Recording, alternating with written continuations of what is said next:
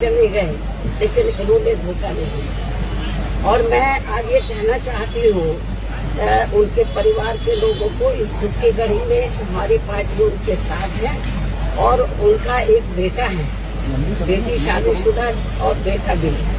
सब मुझे बहुत आदर सम्मान देते हैं।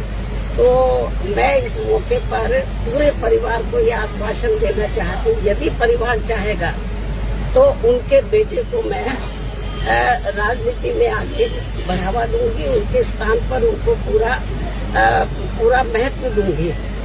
हालांकि ये मौका ऐसा कहने का नहीं है, लेकिन फिर भी मैं उनको जो है, उनके परिवार को ये दुख की घड़ी में राजनीति में वो काफी सक्रिय रहे हैं, समाज में लोगों की बहुत सेवा करते रहे हैं। तो मैं, परिवार चाहेगा तो उनके बेटे को मैं राजनीति में आगे करूंगी।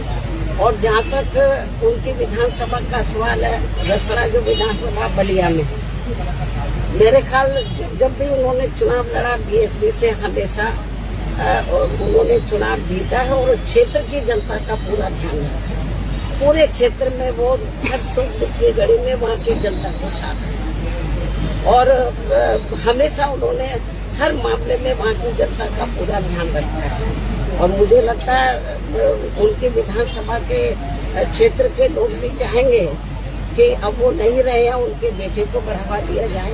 मैं पूरा, जैसा परिवार चाहेगा उसके हिसाब से मैं उनको पूरा बढ़ावा दूंगी और उनका पूरा साथ दूंगी।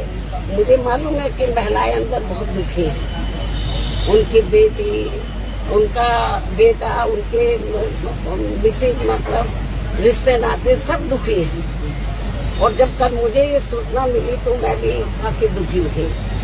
तो बीच में मैं एक बार देखने के लिए भी आई थी, तबीयत ज्यादा ठीक नहीं थी, लेकिन वो इतना मुझे मानते थे अपनी रियल सिस्टर की तरह कि एक बार उनको लगा कि बहन जी को बहुत दिन हो गया देखे हुए, मुझे मिलना चाहिए।